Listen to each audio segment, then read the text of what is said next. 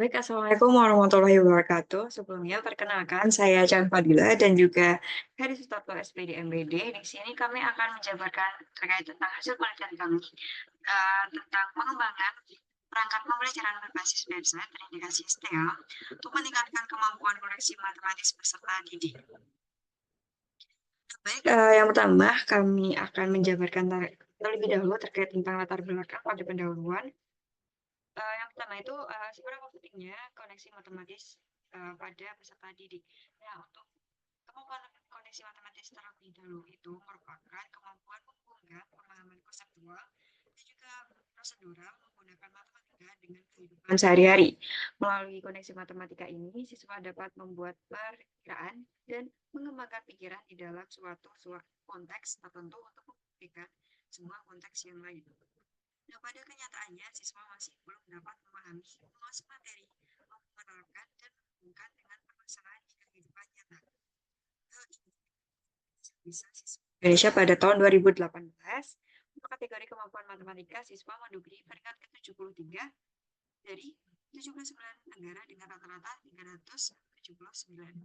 Hal ini menurun pada hasil PISA pada tahun 2015 yang berada pada peringkat 62 dari 70 negara dengan nilai 186.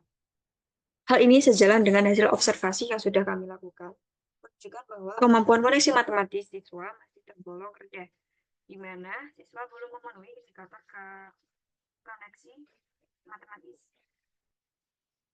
Nah, untuk pemilihan metode yang sangat diperlukan, nah, salah satunya dengan teknologi. Semakin maraknya berkembangnya teknologi menuntut dunia pendidikan untuk senantiasa menyesuaikan perkembangan terhadap usaha dalam peningkatan mutu pendidikan. Para pendidik harus bisa memanfaatkan teknologi jadi media pembelajaran dalam menyampaikan materi pembelajaran kepada peserta didik melalui beberapa aplikasi desktop maupun smartphone. Hasil survei Kementerian Komunikasi dan Informasi pada tahun 2017 menunjukkan bahwa 66,31% masyarakat Indonesia telah menggunakan smartphone. Nah, untuk penggunaan media pembelajaran berbasis smartphone ini diharapkan dapat membantu peserta didik dalam proses pembelajaran dan memudahkan memahami materi pembelajaran. Sehingga dalam penggunaan teknologi berbasis website ini, adanya model pembelajaran yang cocok digunakan proses pembelajaran. Dan salah satunya menggunakan model STEM. STEM sendiri adalah Science, Technology, Engineering, Art, dan Mathematics. Untuk implementasi STEM dapat meningkatkan kemampuan baik dalam kognitif, afektif, maupun psikomotor peserta didik. Ini dapat menunjang siswa dalam mengoneksikan matematika, memberikan semangat belajar siswa, membiasakan siswa menyelesaikan masalah nyata, sehingga mampu meningkatkan kemampuan matematis siswa. Selanjutnya yaitu tentang subjek penelitian ini adalah peserta didik kelas 8 dan kelas 9 SMP Negeri 8 Semarang. Untuk jenis instrumen yang digunakan, validasi media pembelajaran kembangkan berupa angket, tes, dan juga wawancara terkait dengan media pembelajaran berbasis website. Nah, untuk teknis analisis data yang kami gunakan adalah menggunakan mixed method. Nah, yang pertama itu ada penggunaan subjek kualitatif penelitian ini adalah produk media pembelajaran berbasis website terindikasi STEA untuk meningkatkan sebuah kemampuan koneksi matematis peserta didik. Nah, yang selanjutnya yaitu tentang subjek kuantitatif penelitian ini adalah peserta didik kelas 8 sebagai eksperimen dan kelas 9 sebagai kelas uji coba. Nah, selanjutnya pengembangan ini menggunakan model EDDI di mana memiliki 5 tahapan yaitu analisis, design, development, implement, dan juga evaluation. Nah, yang pertama terkait tentang tahap analisis, tahap ini didapatkan hasil observasi bahwa pada saat ini penggunaan perangkat pembelajaran berbasis website belum dilakukan dan juga pembelajaran di kelas masih secara umum dan dijawab, sehingga perlu adanya sebuah inovasi dengan penggunaan media pembelajaran.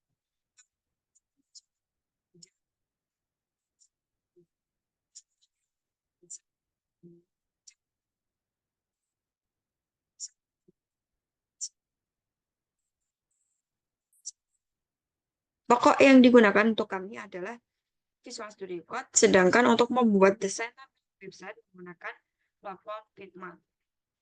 Untuk desain tampilan website dapat dilihat pada gambar di samping.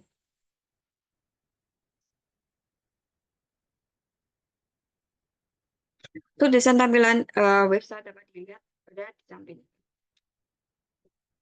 Setelah desain website dirancang dan sudah disetujui oleh pakar ahli, kemudian tahap pengembangan dilakukan. Dan setelah sistem website selesai dikembangkan, tahap selanjutnya ialah dengan melakukan uji coba validasi layakan oleh para ahli. Apakah perangkat yang sudah dihasilkan sesuai dengan desain awal dan sesuai dengan kebutuhan yang diinginkan sebelumnya. Nah, setelah website divalidasi dan juga direvisi sesuai dengan masukan dan saran oleh pakar ahli dan juga praktisi, selanjutnya dilakukan tahap implementasi kepada siswa. Pada saat hasil uji bacaan dimulai simulasi juga.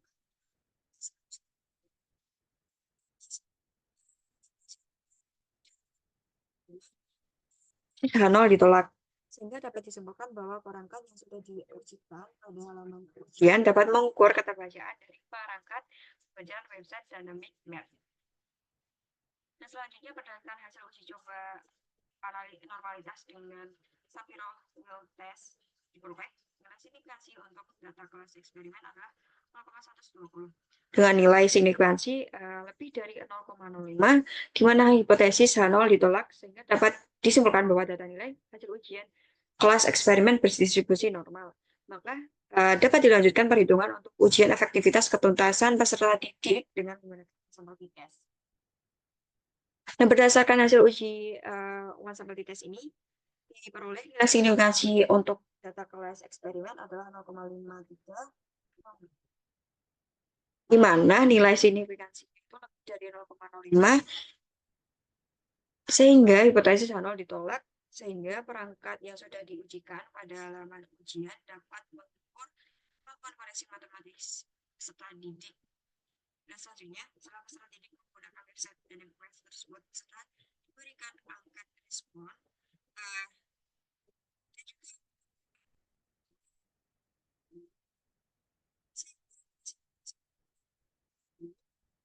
H0 ditolak. Nah, maka dapat disimpulkan bahwa kedua 10 soal angkat yang diberikan adalah reliable atau konsisten. Dari hasil presentasi rata-rata respon peserta didik setelah menggunakan website Dynamic Math tersebut, terlihat bahwa website Dynamic Math berada pada kategori yang baik. Selanjutnya, ini merupakan hasil produk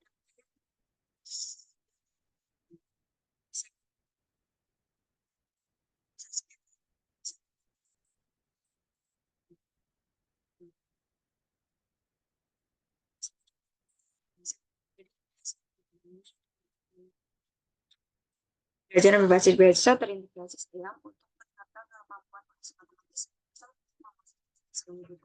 Pertama, yaitu hasil tes kelayakan perangkat pembelajaran sudah sesuai dengan hipotesis.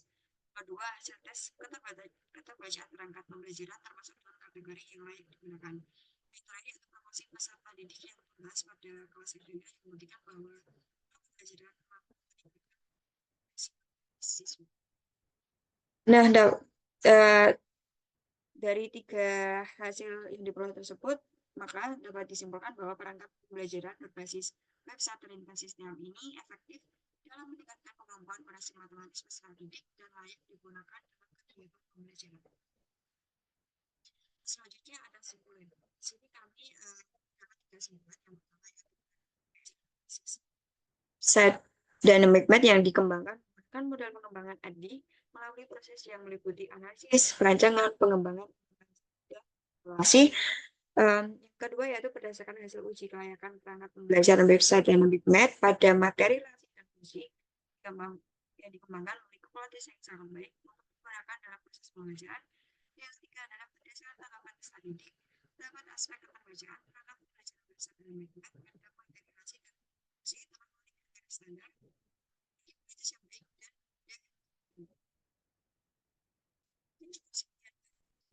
presentasi hasil penelitian kami terkait tentang pengembangan perangkat pembelajaran berbasis website terintegrasi STEAM. Cukup sekian. Wassalamualaikum warahmatullahi wabarakatuh.